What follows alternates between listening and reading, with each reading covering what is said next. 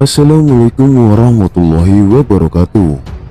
Pada video kali ini, saya akan membawakan materi tentang nabi asli dari tanah Jawa, merujuk dari rekaman kejadian seorang calon wakil presiden yang dengan santai melangkai pusara Kiai Bisri Samsuri, salah seorang pendiri Nahdlatul Ulama, adalah bukti betapa ada kesopanan pada sesepuh, kami tua, leluhur, atau mereka yang lebih dulu pergi jadi penting dipelajari. Padahal jikapun ia mengakui santri milenial, setidaknya sudah khatam bab menuntut ilmu, khususnya akhlak. Sebab itu jualan Kanjeng Nabi Muhammad SAW diutus Tuhan ke bumi Arab sana, dan acaranya terus berkembang ke seantero dunia hingga kini. Seperti juga Isa alaihissalam yang ditahfiz untuk masyarakat Nazaret.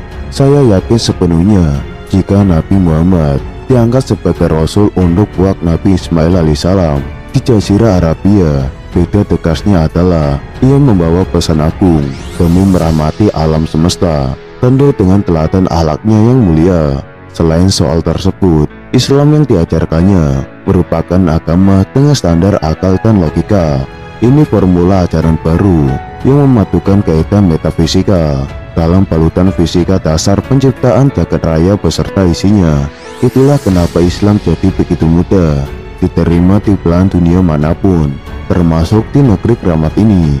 Kami akan membatasi kajian sisi keramat itu dari satu sudut pandang arkeologis, sebagaimana temuan Plato dalam Timus et Critias, Stephen Oppenheimer, Eden in the East, dan Arisio Santos, Atlantis, The Lost Continent Finalifon.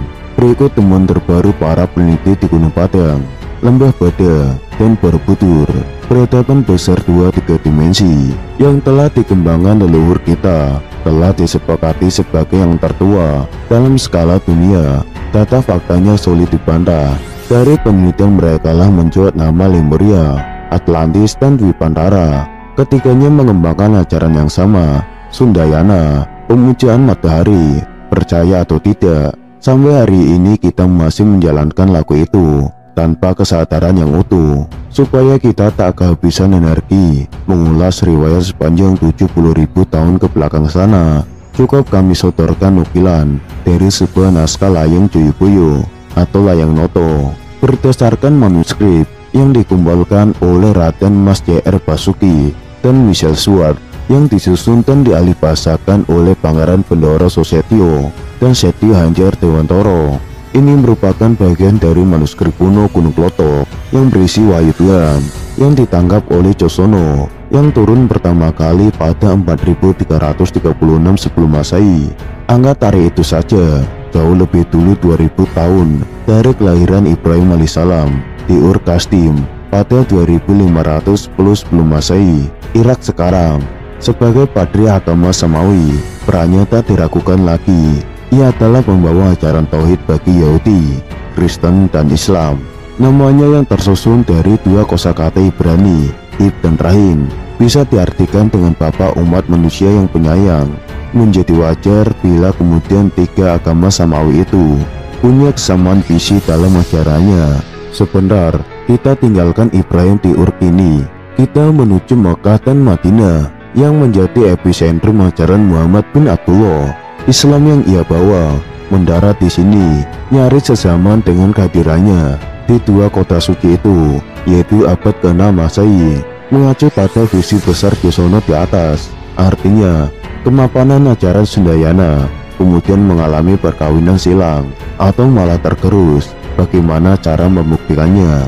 Mudah sekali, dengan memahami laku keberagaman dan kehidupan kita hari ini masih dogmatis dan doktriner, atau sebaliknya, bentuk perkawinan mesra tersebut dapat kita temukan pada ajaran kaum sufi, semisal Syekh Al-Akbar Muhyiddin Ibnu Arabi dan Maulana Jalaluddin Rumi.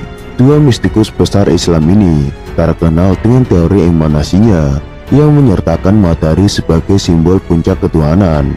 Ajaran mereka selaku berkaitan dengan Al-Quran Surat An-Nur yang berbunyi, Allah memberi cahaya kepada langit dan bumi. Ibnu Arabi menamakan teorinya ini dengan Wahdatul Wujud. Syekh Burhanpuri yang menganut ajaran itu dan masuk ke negeri Katulistiwa. Menerangkannya dalam kitab Martabat 7, setali 3 wang saja, sama membahas perkara cahaya dan matahari. Sekarang mari kita kembali pada Josono, sosok Rama Agung yang menyerap limpahan wahyu dan mencatatnya dalam kitab Lawang Soworo. Dana 1 yang berbunyi, ada yang menjadikan tanah pengingat Jawa beserta segala isinya yang dijuluki Gusti. Dialah Gusti yang merupakan permulaan hidup, menjadikan permulaan aturan kehidupan tanah pengingat Jawa dari keadaan yang gelap. Seketika itu Gusti mengubahnya menjadi terang dan nyata. Apa yang Gusti ucapkan bertumbuh. Jawa yang dimaksud dalam teks itu jelas bukan sekedar suku atau pulau dalam terminologi kita sekarang. Jika kita memahaminya berdasar pendekatan sastra Gendra Hayuningrat Pangruwating Diu, ajaran keindahan semesta untuk merawat keangkaran diri, maka Jawa bisa dimaknai sebagai laku urip nan suwung, kosong dari skala yang bukan dia. Jadi tanah Jawa adalah tempat terbaik bagi manusia untuk mengolah dirinya bersama Sang Hyang Tunggal. Nukilan dari wahyu di atas berkenaan dengan semesta raya dan isinya. Ada juga yang bertalian dengan manusia dan berkehidupannya dalam layang Joyoboyo, agar engkau orang Jawa bisa memberi pengertian kepada seluruh manusia Jawa, juga manusia lain di jagat ini, agar seluruh manusia bisa jumbo atau bersenjawa dengan Gusti yang melampaui segalanya, yang tak dapat dibatasi oleh apapun. Tetapi manusia keras kepala kepada Gusti yang memberi hidup dan mati kepada seluruh keberadaan. Ini wahyu Gusti berpegang pada hadis Nabi Muhammad SAW yang mengatakan bahwa ada 124.000 nabi dan rasul yang tak tercatat dalam Al-Quran. Maka Josono sangat layak kita dapuk menjadi nabi pada zamannya, pada era Atlantis. Amatilah wahyu yang diterima Josono dengan Al-Quran dalam Islam. Sejatinya sama belaka bicara tentang perintah bagi manusia agar menjadi wakil Tuhan di bumi, sebagai penyebar rahmat bagi jagat alit, jagat gede, dan majagat. Tuntutan kita sekarang ialah mengajari diri sendiri tentang betapa indahnya belajar dalam hidup, dan hidup yang selalu dalam kondisi belajar. Ilmu terkait menuntun diri ini sudah merupakan riwayat langka di zaman kita. Orang-orang sibuk menilai, mengoreksi yang lain di luar dirinya, lalu abai pada kebandiran diri. Banyak orang yang begitu cepat menguliti salah siapa saja, lantas tak pernah mau dan bisa menemukan salah dalam dirinya. Ilmu sedemikian nampak sederhana, ya, tapi bila mau dikaji, niscaya sampailah kita pada satu samudra di mana diri sejati menanti dalam balutan rindu berbani.